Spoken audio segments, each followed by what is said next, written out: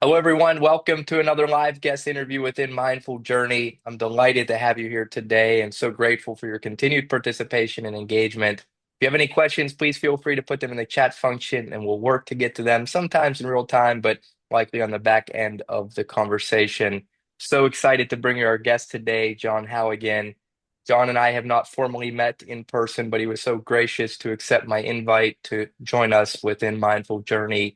He has quite a compelling story and is bringing such an important message of hope and kindness to the world. A brief synopsis of John's bio and his work. He currently operates as a motivational speaker and author of two books. But in October of 2003, his son Ryan tragically died by suicide, which is ultimately what drove John to do the work that it is that he's now doing today. He spearheaded two laws immediately, to my knowledge, upon Ryan's passing that are still in place in Vermont today on suicide prevention and education within the public school system. And of course, he's probably much more educated than I am on that, so he might be able to speak to those laws.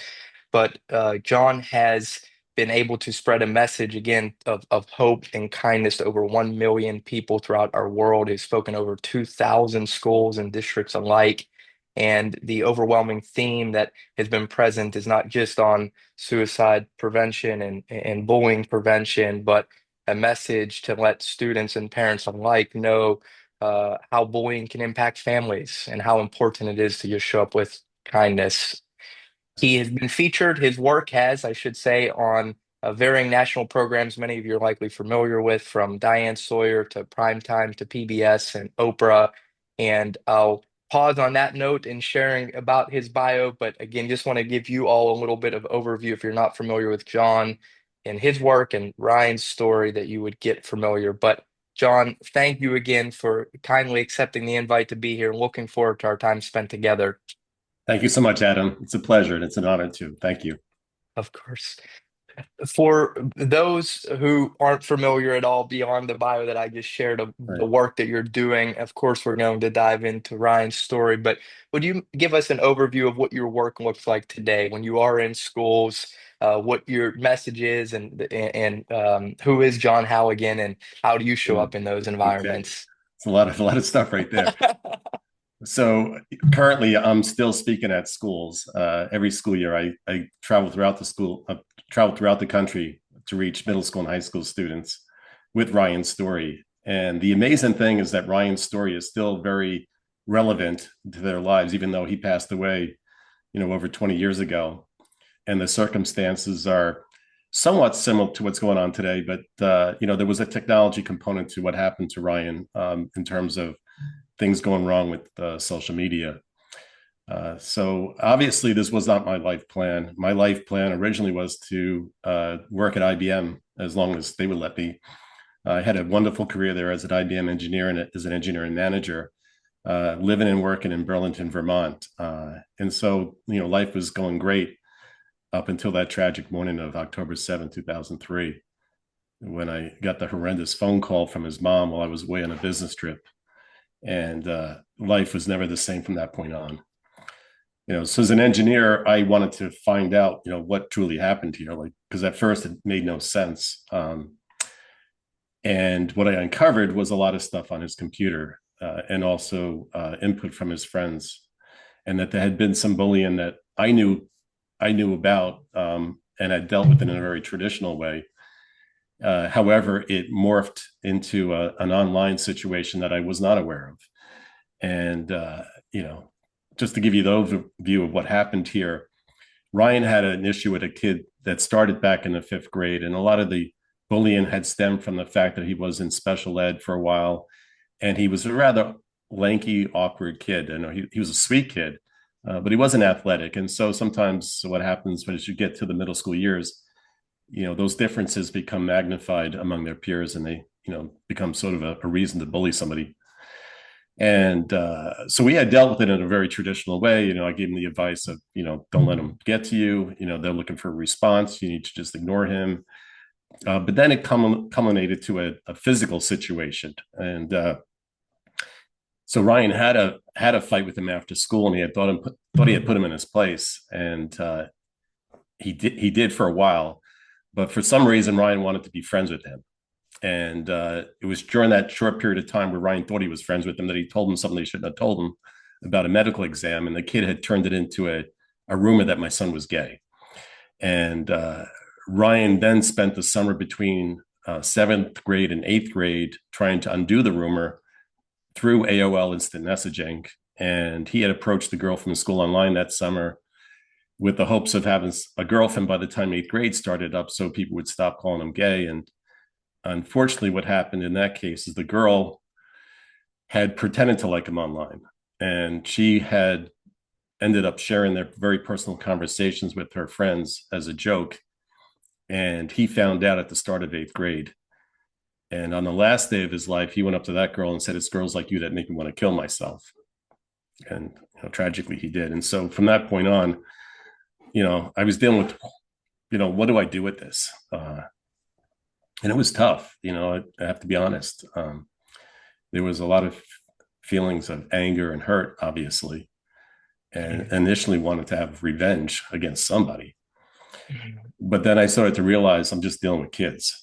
They're very immature, stupid at that point in time in their lives, and they do stupid, mean things to each other. And so I decided to step back and look at it as a bigger picture problem here, and that was the fact that in his time frame, bullying itself wasn't being taken very seriously. And so I felt a need to, first of all, pursue a law in his memory, because as I started to research it at that point in time, there was only about 12 states in the country that had a bullying prevention law in the books. And so I brought this up with my state representative, and we got things going, and we got that passed in record time, quite frankly. We had introduced the bill somewhere around January of 2004, and by May of 2004, Governor Douglas at the time had signed it into law. Wow. And but at that point, it felt like, okay, I did something significant in his memory, and perhaps this will bring some good out of all of this. But I still had a hard time, figuring out what to do next with my life, because it was just such a blow. And out of the blue, about a year later, I got a call from a school in Vermont, and they said, the counselor told me they were having a Respect Day assembly, and the students had asked her to contact me to see if I would be the keynote speaker because they read about me getting the law passed in Vermont. And I initially told her, I said, "Look, I don't know if I can do that. I don't speak to students. I'm like, I do engineering presentations at work. I don't even know what this is about." And thank God she pressed me and decided to do it. And then I panicked for a couple of weeks before, trying to figure out what am I going to say to these kids. And I guess by the grace of God, I was able to figure out a way to get to them that very first morning. And so I decided to do is just created a video of Ryan, of stills and video clips of Ryan to a song as a way of introducing Ryan to them. And it was like magic. All of a sudden the room became very quiet, and they were very tuned into what I had to say next. And I just got up and I spoke from my heart about what had unfolded here. And the real magic started when I opened it up for questions at the end. And that's when we really started to process as a group about, what happened here and how can we prevent something like this happening again. And there was just some really good questions about, how did this affect the family, and, what could have been done differently at the school, and those kind of questions. And, as time went on, so that initial presentation, it had such an impact on these kids that I had it wasn't my plan. I had no idea what was going to happen after I left. But when I left, I heard later on that the kids went around to each other apologizing for stuff that they had done to each other. And there seemed a lot of occurred after the presentation. And by the way, this was high school students initially that I had spoken to. Mm. And so that was the end. That was actually in May of 2005. The summer goes by, and all of a sudden I start getting more requests from other schools of Vermont. They said, "We heard you did this great presentation. Can you come and do it for us?" And I said, "I didn't even write it down. I think I can." And I was excited though, because it really felt rewarding, and one of the special responses I got from that very first presentation was right around that time frame in September of 2005. I got this beautiful, sweet email from a young lady from that school who had been a senior when she heard me, and now she was away at college. And she just went on about how Ryan's story changed her, and that she had gone up to girls that she had tormented back in middle school and had apologized to them. And she said, I felt so much better about myself and so much more prepared, to go into the adult world and leave this behind me now. Hmm. And so I just cried when I read that email. And so I often tell people she really inspired me to want to keep doing this, because I just couldn't wait to get another email like that. And I started to get more and more emails like that, quite frankly, as I started to visit more and more schools in Vermont. And so that was the fall of 2005. And boy, the problem I started to have was I still had a full-time job at IBM. However, IBM at the time had a community volunteer program that they encouraged us to go out and do good stuff and come back to work and put in the rest of your 8 hours. But the problem was I kept getting more and more requests from schools around Vermont, and it was tough. Sometimes I had to say no because I had a job full time. Yeah. But I felt this need, like, wow, this is really much more rewarding than what I'm doing at work. I had a great career at IBM. I had patents, I had awards and stuff like that, but nothing felt more satisfying than going into a school and telling Ryan's story and leaving and knowing that it had a positive impact on somebody. And so that went on for a while. Boy, then the Prime Time with Diane Sawyer show came up in 2006. And they had, as part of doing a show, they often do what they call a B-roll. And so they came to film me speaking at one of the schools in Vermont. And because of that short little clip, I got so many emails from principals around the country begging me to come and speak at their school. And so now I had a new problem. Like, how do I do that? Like, I didn't even know this was the thing. And yeah, so I had a principal in Allsup, Illinois, he kept pestering me about coming to his school, and it was like, I didn't even know what to charge you. I mean, I have to take a day off from work. I have to get there, obviously, so there's some expense involved here. And he just explained the whole guest speaker world to me at schools, and so we worked out something. I went to his school, and turned out to be a fantastic experience again. I mean, at first I thought this was a Vermont story, but it ended up being a story that was relatable to anybody, any young person around the country. And so I often blame him for where I am today, because I got more and more requests in that area as well. And so I started doing this part time with my 5 weeks vacation that I had earned at IBM. And then as time went on, I was like, man, I want to do this, but how do I do this? How do I make this leap? Because it's a leap of faith, to have a very secure job at IBM with great benefits and great pay, and then hope that this will somehow allow me to still support my family.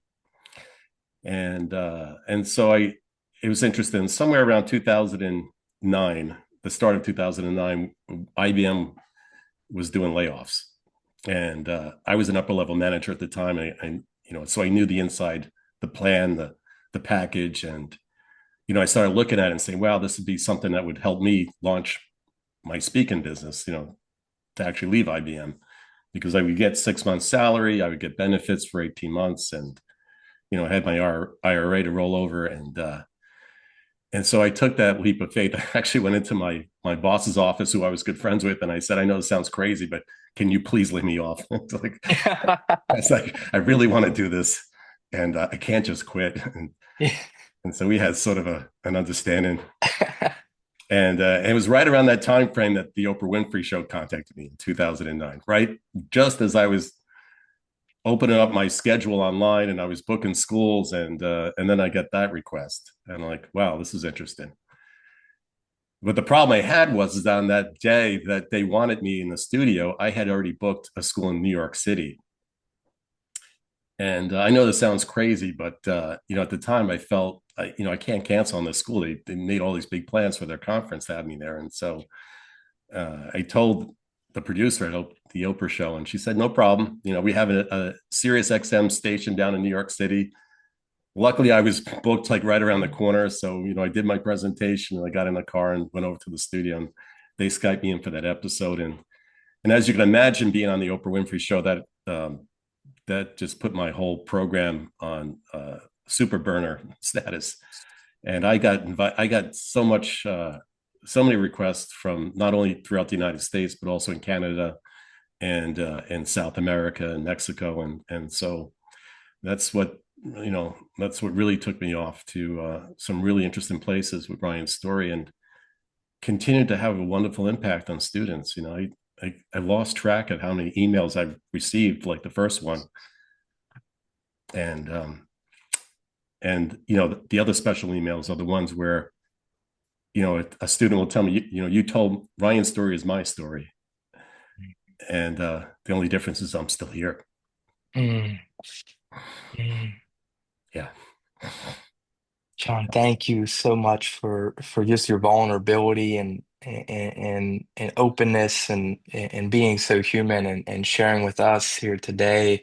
Um, Letting the emotion just drive you. I can feel your continued desire to help others, Right.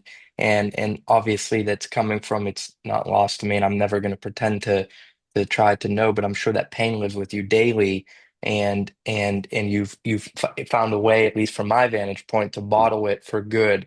Yes. So thank you for what you're doing. I have so much to unpack from that I want to touch on.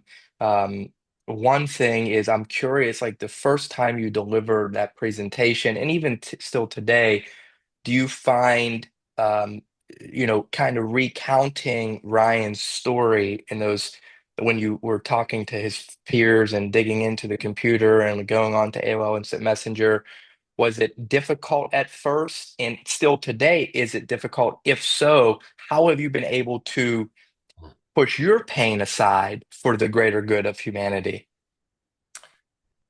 Well, anybody who's gone through a loss knows that there are these stages of grief, and the very last stage is acceptance.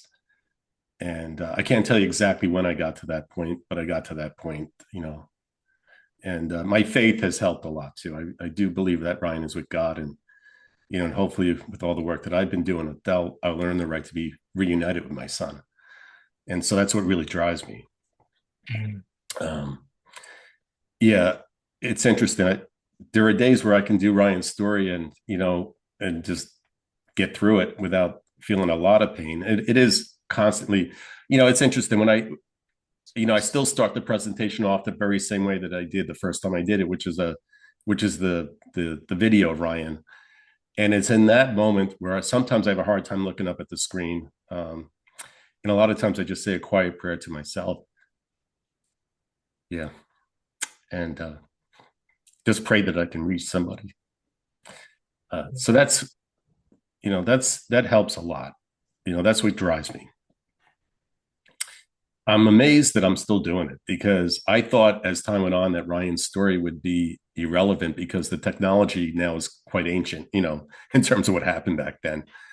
And so it's interesting. My presentation has morphed over the years, and I've adjusted it to make sure that kids understood, what happened back then is not actually very different than what's going on today, and that the fact that they are still hiding behind a screen, they're using different apps now, but the fundamentals are still the same. They're saying and doing things that they would normally not do to each other in person, and so that's what's kept Ryan's story relevant and is still in demand at this point. Schools still see an impact that it had, the same impact that it had 20 years ago. Mhm. So that keeps me going. But it's yeah, there are days where it catches me, and I got to take a breath, and then I get going again. Mhm. Um, but I would do anything to have my old life back. I often tell people that. I mean, that's, obviously that would be a better situation, but given the circumstances that I'm in now, I think it's the most productive thing I can do with my life at this point. Hmm. Hmm. When you talked about, the kids being kind of stupid and, immature, I know you don't mean that. I know you mean that figuratively, right? The way I framed that is not as good as you did. Sorry. But I get what you're saying. And anyone who's listening, forgive my, what I'm trying to indicate is that we're childlike, right? At that age where Yes. these bullies, they don't always know the consequences of their actions. And I think I listened on a video of, Oprah, Where Are They Now? Where you said your wife and your family had forgiven them long ago. These, the immaturity, et cetera, of the bullies.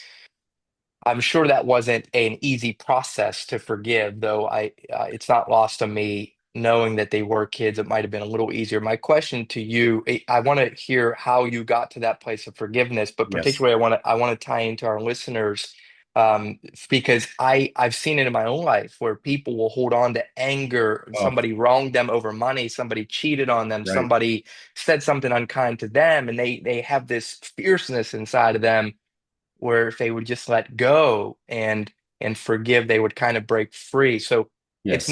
it's not easy. I'm sure it's complex, but would you mind walking us through what you recall having done to get to a place of forgiveness, number one, Yes. and then secondarily, for people who are having a hard time forgiving others on this call, what would your recommendation be to them? Well, there were two points of forgiveness. The first one was with the girl who had pretended to like Ryan online, and quite frankly, that was the easier one because what had happened was is that once we uncovered that, we also had heard through the grapevine that she was struggling, quite frankly, and that she was not showing up to school at that point in time because word got out about what Ryan had said to her on the last day, and there was concern that she was contemplating suicide. And I don't know why, but I immediately just felt like I don't want this to happen to any family, regardless whether or not they wronged my child, wronged my family this way. And so I reached out to her mom and I asked her, can we, please just sit down with her? And I just wanted to know that I don't blame her for Ryan's death.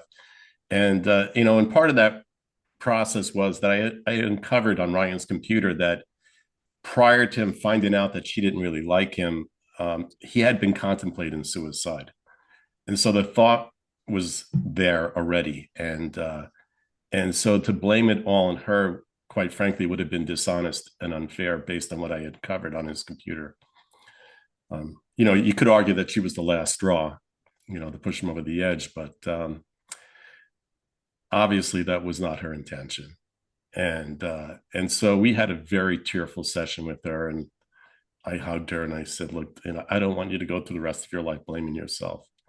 It's not your fault." You know, just to follow up on her, even though we forgave her, she still struggled. And I met up with her about, I want to say it was about 10 or 12 years later. And we just met for lunch in Vermont. And she had conveyed to me that she had struggled all through high school and into her later years with drugs and alcohol had, and to that day was still having a hard time forgiving herself. And so, you know, it's one thing to forgive somebody, but it's another thing to forgive yourself. And I just urged her to keep working on it. And she's doing much better now. I uncovered recently she's married, she has a child, and and I'm happy for her. The boy, I got to be honest, that process was a little bit more difficult because he was the main culprit all through this time frame. The start of the bullying back in fifth grade, and then leading up to my confrontation of him. And there was some things that I uncovered on his computer and I got to a point one night where I was just so angry, and I told Ryan's mom, I was like, I'm heading out the door tonight. I need to finish the job. And I was just, I don't know. I was out of my mind for a moment. And so I stormed out of the house and I got in my car and I drove to his home, not really knowing what my plan was. And if anybody's been to Essex Junction or had lived in Essex Junction, they know there's this infamous traffic light called Five Corners, which takes very long to get through it. And so when I got to that light, it had just turned red, and I sat at that light what felt like forever. And I started to play in my head, what's going to happen next. And I started to realize this could be a really bad night for me, because I may lose it so much that I may seriously injure him. And so I took a deep breath, and when I got to the home, I what I did is I just knocked on the door and I introduced myself to his mother, and she recognized my name, and I just asked her, "Can I please just come in and sit? I just want to talk about what had happened here." And the boy came into the room. He didn't even know me because we really never met in person before. I knew him from a distance because my son had pointed him out to me several times, and he was rather shocked when he figured out that I was Ryan's dad. And I just verbally ripped into him, not knowing where this was going to go next. And thank God he had an emotional meltdown and he started to apologize to me for everything he had done to Ryan. And something deep inside of me just said, this is the time, this is a moment of just letting this go. And so I accepted his apology. Mm. And it was like a tremendous amount of weight came off of me at that point because I realized, okay, now I can just move forward. I'm sort of I realized in the moment I'm not dealing with an adult. I'm dealing with a very immature. I don't want to use the word stupid again, Yeah, but yeah. I think people understood what I'm trying to say is R- all middle school students in general, their brains are not fully formed at that point, and Right. they're doing things impulsively and at times doing things that are very damaging to their peers without really understanding the impact of what they're doing. And so, I use that word stupid with some respect, trying to, I don't want people to get angry with me for saying that word earlier, but yeah, I was dealing with somebody who was just a kid. Now, if this was an adult situation, uh, I may have had a really hard time with the forgiveness part of this. Mm. But I had to reflect on, what was I like at that age? I probably did some stupid, mean stuff too at times. And so I don't think any child who's in that moment that's doing that kind of stuff to another peer would think in a million years that person would kill themselves over it. So, Mhm. and so, so the other point that I often make when I talk to, especially when I talk to parents, is that, Ryan's response in itself was extreme, obviously, you know, so there was some mental health component here as well that I want to say it's Ryan's fault, but there was a component here that I have to account for. And so I often talk about how important it is to build resiliency in our children. That Mm. when they're in these situations, we've got to give them the tools to be more resilient in their response and not take the extreme and take their own life. Mhm. So I don't want people to lose sight of that. Um, Mhm. yeah, if I went down the path of just total revenge, this would be a totally different story. And I don't think it would ever made it into the schools for obvious Right. reasons. It's not a healthy story to tell children. Right. But there are these stories out there which often break my heart when I hear about parents. They're completely in their revenge mode and they're suing the school, they're suing the families, they're pressing charges, and it's I often say that yeah, if I did a lawsuit and got $1 million, my heart would still be broken. That's not the way to heal. Mm. Wow, that's powerful.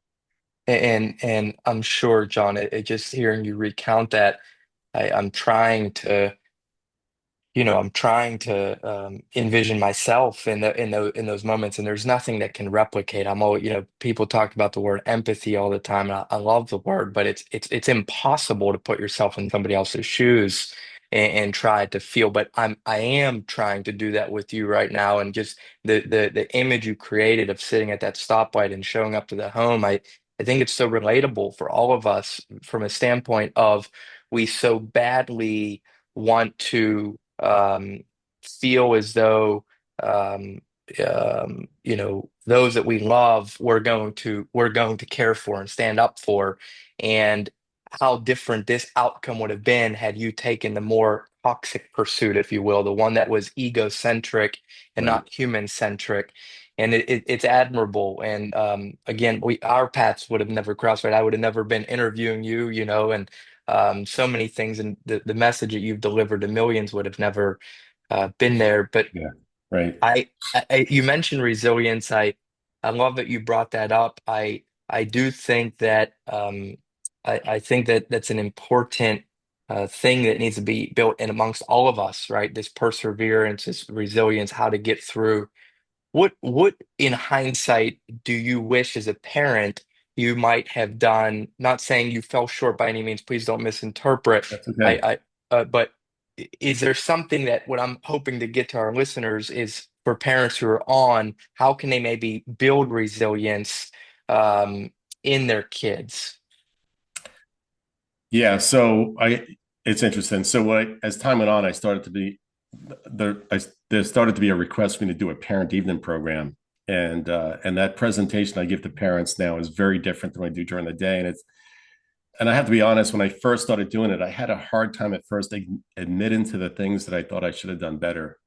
But then I realized I can't hold back because then people won't learn from my own mistakes as a parent. And so in retrospect, I think one of the things, so there are a few things, you know, part of the problem that I had as a parent in this predicament with him is I was approaching it from my own experience that was, back in the 70s. And I didn't understand that it was different at this point in time. So back then our fathers told us just stand up for yourself, punch back. A lot of times boys dealt with this in a very physical way without the adults around. And, we either became friends after that or we avoided each other after that. But that was it. It was done. And so the big mess on my part is that, boy, things can go really wrong online because it doesn't stop anymore with just the fight. So when Ryan had the fight with him, I thought things were cleared up. But then, as I mentioned earlier, he wanted to be friends with them, and then things got out of control. The bullying moved into a different format, which you really can't resolve with a physical fight. It was behind a screen, and it was rumors being spread on social media back then, which was AOL Instant Messaging. And so that was one of the things I always talk about with parents is like, you need to understand that you can't come at this from your own personal experience because it's outdated, quite frankly. The other thing is just the whole mental health component of this. There were things that he said along the way that I thought was just teenage angst, and I didn't have the proper response. So I'll give one specific. About a week before his death, he came to me very tearful one night and he said, "Dad, you're going to be so disappointed in me. My progress report's coming and it's going to be really bad." And I said to him, like, first of all, I'm so proud of you to let us know ahead of time. That took a lot of maturity. I said, don't worry about it. We'll sit down, we'll get it together, we'll make a plan. I'm not going to let you fail the eighth grade. But then he slipped in, what's the sense of living? I'm just stupid. I'll never amount to anything. And I thought at that point he just needed a pep talk, just needed a hug. He just needed reassurance. And what I often tell parents now is that if your child slips in anything that sounds suicidal, even though they don't use the word suicide itself, you need to pause and you need to take a deep breath and you need to address this head on and just ask them point blank, are you feeling suicidal? Have you contemplated suicide? Or have you attempted suicide? And that will open up the conversation. I often say to parents too, don't ask it in a judgmental way. Don't say, you wouldn't do something crazy, would you? Or you wouldn't do that, would you? You phrase it like that, your child's going to close up on you. So the point is that you need to encourage open dialogue and just put it right out there, and then start to deal with it. And the proper way to deal with it is, okay, we're going to go pursue therapy. Is one approach, or if they're really at a serious level, I often say to parents, just bring them to the emergency room, get them evaluated, get them stabilized.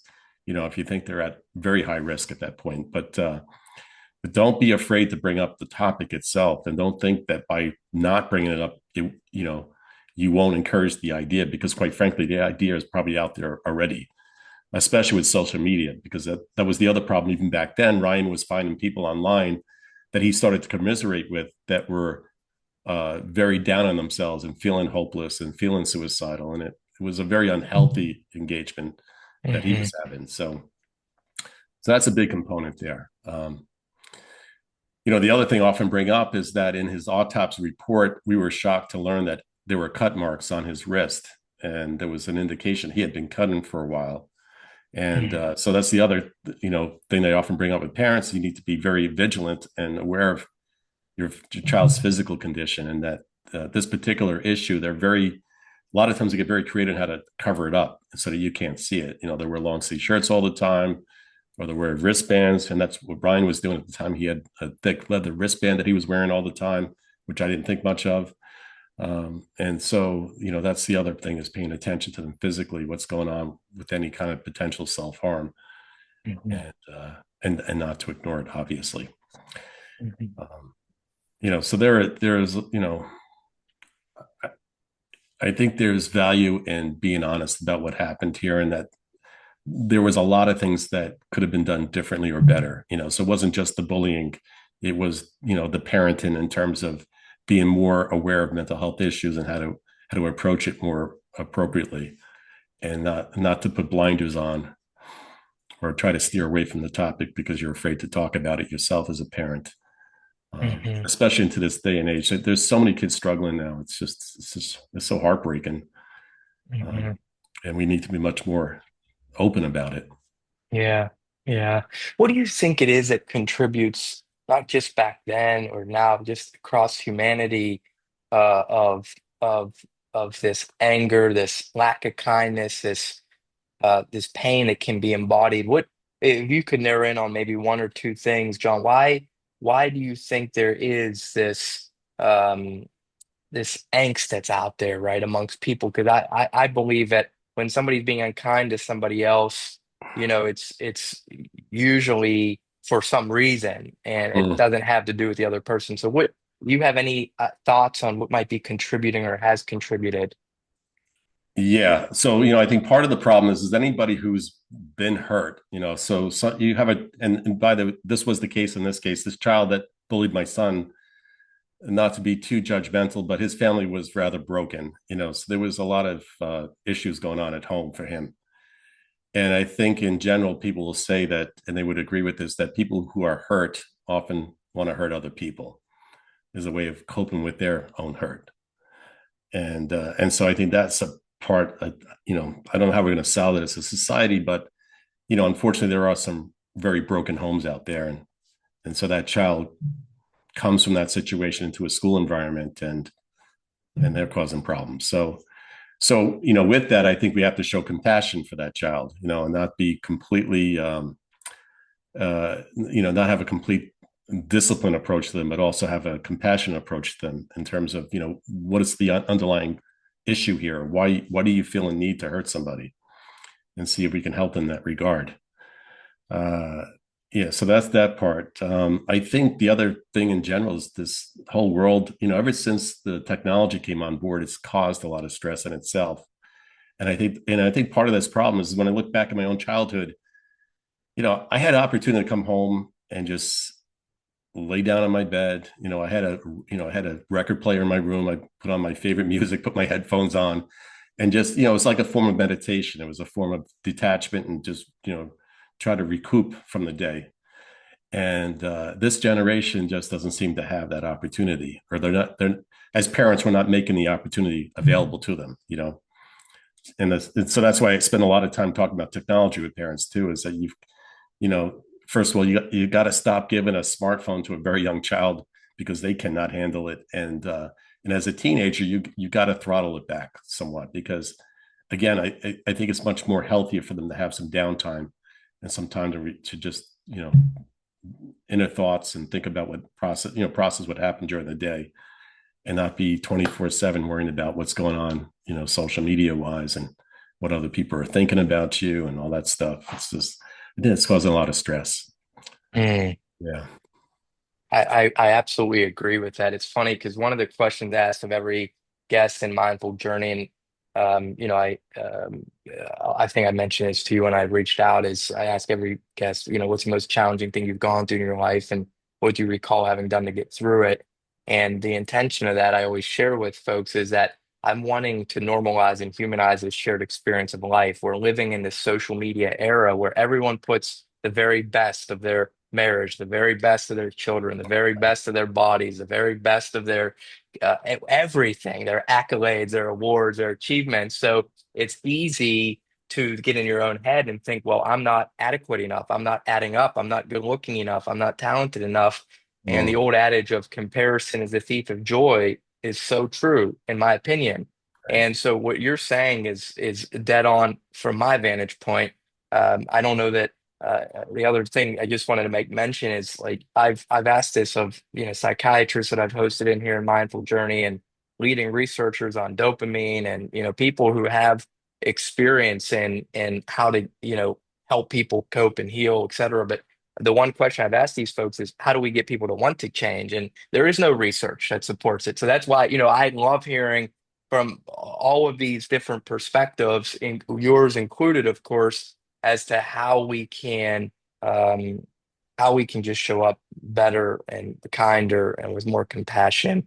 So I'm being distracted. The tree work has begun again. Are you hearing it at all? No. I hear no noise, so I think we're Okay, good. great. That's great. It's in Yeah. my ear, so my mindfulness is not on cue. Okay. John, I would love to your level of comfort hear a little bit about what you recall, with your family immediately after, and of course, I have a little context because I saw the Oprah piece where, after where you said, your daughter was really struggling, of Mm. course, but when you hear about tragic situations where there is loss involved, it can, split marriages and again, to your level of comfort, how were those first few months and years with the family dynamic? And what did you do to, personally to try to be there for your kids when you were dealing with pain on your own? That part was really hard. Um, I want to talk about my daughter for a moment. She struggles to this day. She has OCD, and she had it before Ryan's pass, and to a level that was manageable. And after Ryan's death, it became unmanageable. And to this day, we're still trying to figure out how to support her and trying all sorts of different approaches. So she was severely wounded by this, and part of the problem was that she was the first one to find him that morning, and it was just a horrific scene for her to come upon. So, and I just prayed for her every day, and I give it up to God, at this point, because we've done everything we can for her at this point. But it's a tough one. Mental illness is a really tough thing to live with. Especially as a parent trying to help a child who's still struggling to this day as an adult. Um, and his little brother, at the time of Ryan's death, we were just starting to uncover that he had a level of autism, and so that issue itself also created a lot of stress and challenges for the family.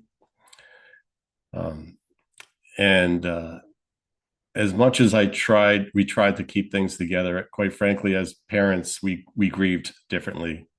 We took different paths, and you know, I'm, I'm I'm sorry to say I'm not married anymore today, uh, but I continue to pray for her, and I continue to support my children, and I just try to do the best that I can as a father and as a human being. So it's been tough. As you can imagine, you probably heard this over and over again.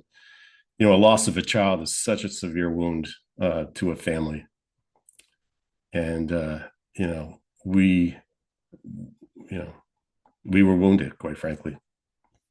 And that's I still struggle with that one still to this day. Yeah. And thank you again for your vulnerability. Certainly, I really, you're, I'm sure, going to touch people through this conversation. Already made an impact on me personally, and I appreciate that, John, very, very much. With the parenting, after you and your wife divorced, what was it? Was it still? Did you find a common ground. And I'm asking this more so I'd like to bring a little bit of a Mhm. lighter touch to the audience so that Yes. those who are dealing with something, but perhaps not as tragic as the loss of a loved one or a kid, Mhm. but maybe just navigating a divorce, how can they amicably, still put their egos aside and parent?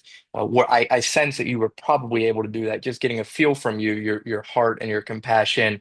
Any advice for those who are, trying to co-parent?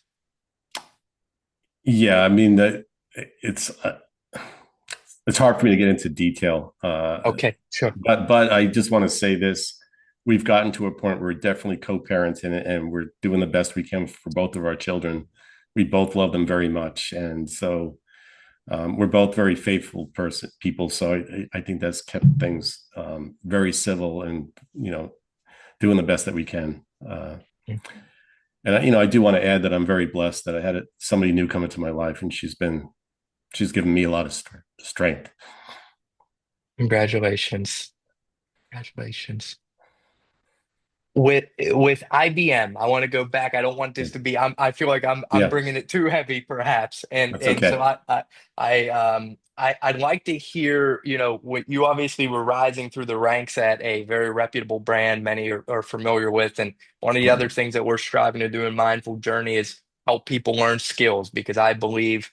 Just like the dopamine release we get when we cross something off the to-do list, we can inherently feel proud of self, and that can get us the next day and get us to the next opportunity, the next moment. So what do you recall from those times at IBM and even still now, because the work you're doing now, traveling from school to school takes a lot of skill, a lot of talent, a lot of resilience of your own.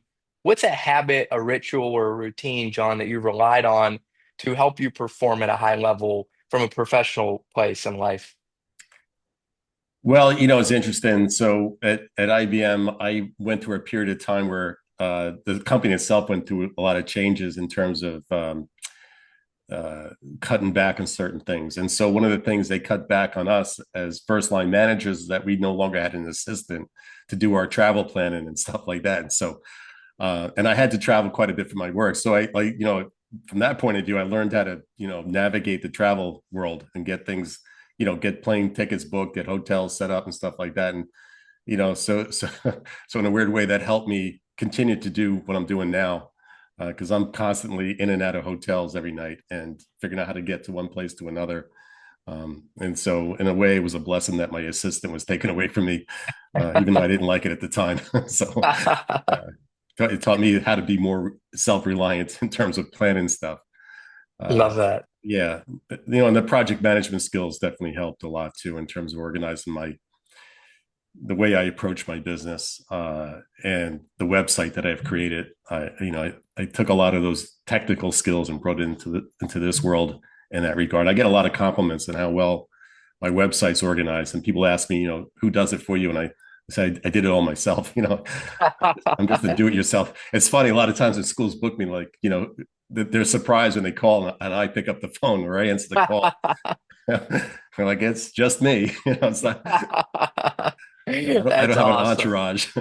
Yeah, yeah, Yeah. that's awesome. So it keeps it very simple.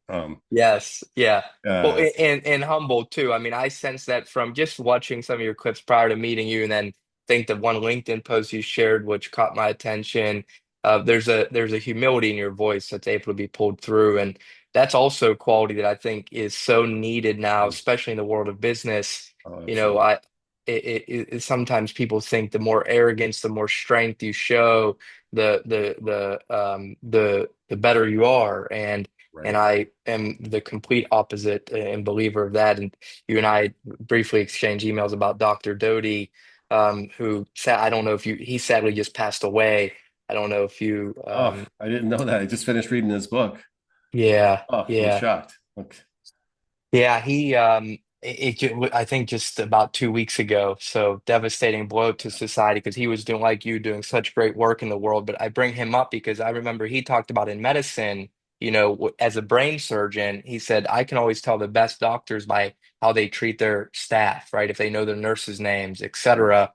And so I don't want to get too long-winded. I want to get back to the point here, but what I was sharing with what you're saying about people calling it's you, that level of humility, I think draws a connection.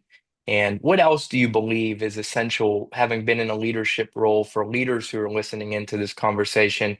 What are some other qualities or characteristics that you think are essential to create highly effective leaders? Well, I think, the way I approached my work at IBM and the way I approach life is that I freely admit I'm not a perfect person. I still have a lot to learn, even at the age of 62, constantly wanted to search out new things and learn about new things. And you know, I always had a hard time working for that manager or that boss who was very arrogant, very autocratic. I didn't flourish in those environments. Um, and and so I was always happy, to promote somebody and see them make it further than me. Like I took pride in that. There are certain individuals that are still in that world as executives that I gave them the first chance to be a first line manager because I saw something in them, and I had the humility of not being jealous or envious of their progression and their work. Um, I don't feel like I'm blowing my own trumpet here, but I just feel that life is a lot easier when you approach it that way. Because I think a lot of these people behind the scenes are very stressed out all the time because Mhm. if you're trying to appear perfect and greater than everyone else, that takes a lot of effort, and nobody is, nobody is, and So true. yeah, and that's a big part of my faith. I'm a Catholic, and that was Jesus Christ's message. You know, we're not perfect human beings, and we need to forgive. If we want to be forgiven for our own trespasses, we've got to forgive others. Otherwise, you don't deserve forgiveness. You know, Yes. yeah. So that's like the core of my philosophy in life. I'm not a perfect person. I wasn't the perfect parent. Did the best that I could, and yeah, I think that's how people. It's interesting. When I start to tell Ryan's story, people open up to me, and they're vulnerable to me, which is really interesting. And I just have such more deeper, meaningful conversations when I meet new people because they know that once they understand where I'm coming from and my own personal tragedy, that they can feel more that they're not afraid to open up to me as well. and Yes. and and that helps you establish much more deeper relationships. And so I think in the business world, that sometimes is a missed opportunity to have a much deeper relationship with your employees and get them to be much more loyal and much more productive in that regard. Yes, yes. Well, it's like your mask is off, right? I mean, you're just Right. here today.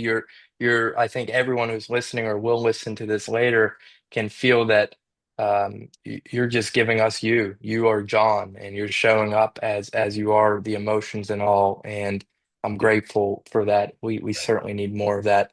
For those listening, still, and I want to be mindful of our time because I think I promised you an hour. So maybe just one or two more questions. That's something. And I did see a comment pop through, and I'll just share it here with you. What a powerful message, John. Thank you, Adam, for having John on. I will pray for you and your family.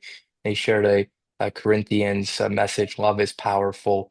So, Carlos, thank you for that message. And just if you have anyone else has any questions or comments, please feel free to put them in. I do have another question for you, John, and it's for those listening in today who might be hearing your message and saying, "Wow, John, powerful stuff. You're impacting me, and I'm hearing this, but I still don't know how to get through.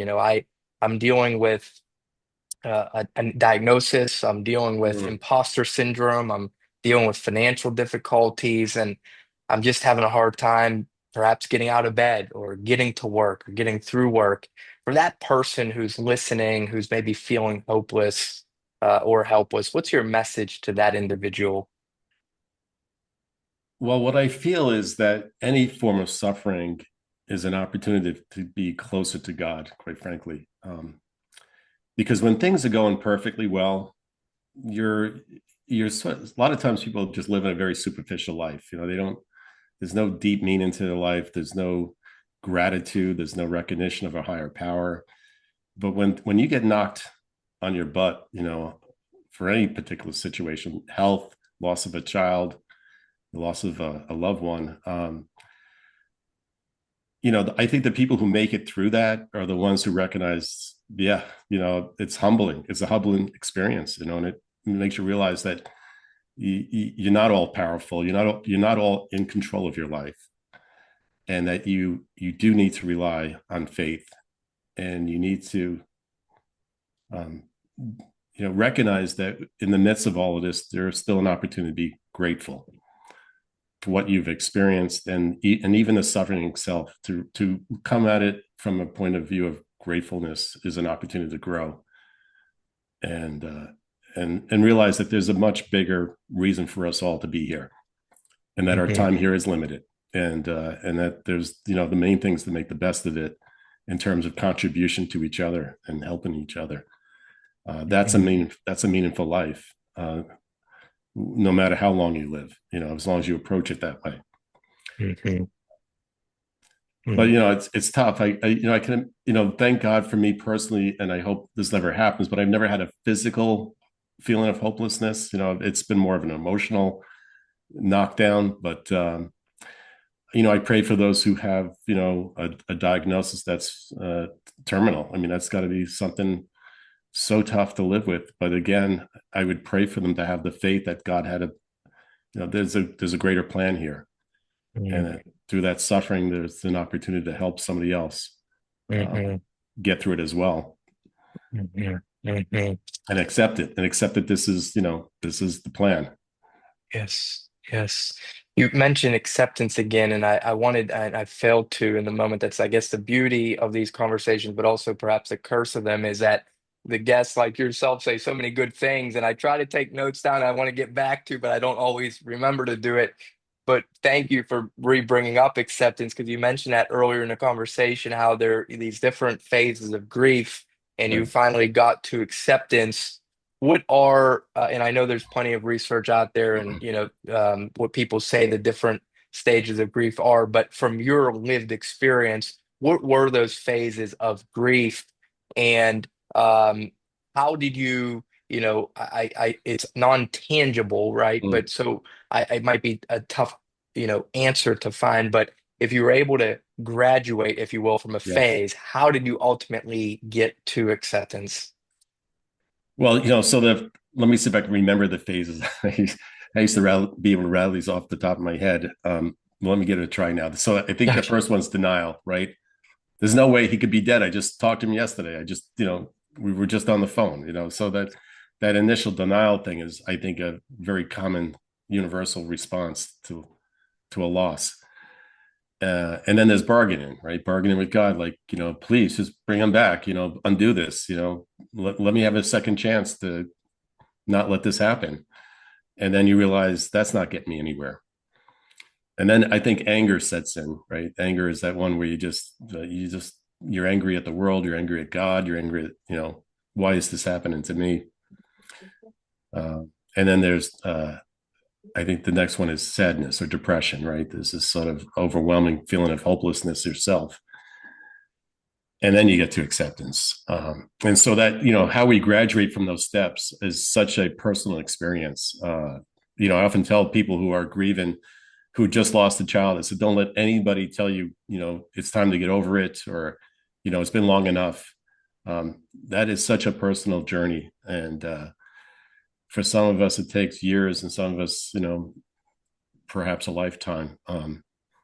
But there's no right or wrong schedule, right? There's no right or wrong time frame. You just have to feel it. So my advice in general is just feel it, because I think one of the things that I rejected right from the start was, the medical intervention. Go see a psychiatrist, he'll give you some pills and make you feel numb or not feel it. And I don't know what it was inside of me, but I said, no, I need to let this come out like poison, like get the poison out of my body. I don't want to suppress it or mask it or anything. I got to feel it. And so I think that's what helped me, get to this point where Thank God I'm not dealing with alcoholism or anything like that. I don't depend on a substance to get me through this pain. So I think it's important to just feel it and just, process it versus trying to avoid it. Hmm. Hmm. Yeah. So, Powerful advice. Just feel it. Wait, that yeah. that ties beautifully into Close of Mindful Journey because, and I'm suspecting you're a meditator of some sort or believe in mindfulness, having read Dr. Doty's book. Oh, yeah. So, I often get asked from people have, running something called Mindful Journey. They think like I'm a Zen master, and I say to them, no, that's the furthest thing from the truth. I have Right. difficult moments, right? But and mindfulness is nothing more from my vantage point than bringing your attention to the now on purpose, right? It's about feeling what you're feeling. Right. And Yeah. And I, I want to add something else to this too, I think, having a purpose driven approach to life is much more productive. yes. Getting back to Dr. Doty, I think that was a lot of his message was if you approach life wanting to help others, life will be much more rewarding to you, whether it's financial or just peaceful, you know, peace of mind. That's a much more healing approach than closing up and trying to hide or shrink from the world. Because I think a lot of people were surprised, like, how can you go out and talk about this? It's like, but it's helping other people. Mhm. And Yes. that's the real medicine for me. Not Yes. not taking a pill for it Yes. or Yes. withdrawing from society or hiding from all of this. I love that, John. Yeah. I admire that so much and so deeply grateful for you today. Thank you for sharing with us so openly, so vulnerably, and for the meaningful work you're doing in the world. I trust that you don't always hear direct of how your words make an impact, but rest assured they did on me today. And I hope that you continue this work forever and because it's so needed. So thank you for what you're doing. Thank you for joining us. I'll follow up with you offline. I hope that Okay. our paths cross in person. You're the type of guy I could talk to for hours. I appreciate I, that, Adam. I yeah, feel the no, same way about you, by absolutely. the way. Thank you. Yeah, Thank you it's so been a much. great conversation. Likewise. Yeah, Yeah. thank you. Well, I'll pause here. I'll close here, I should say. I'll follow up with you offline, John. But again, thank you so much. And for those who are still on with us, appreciate your time and commitment. And see you soon. Okay. Thank you. Take care. Thank you, Okay. John. Bye bye. Bye.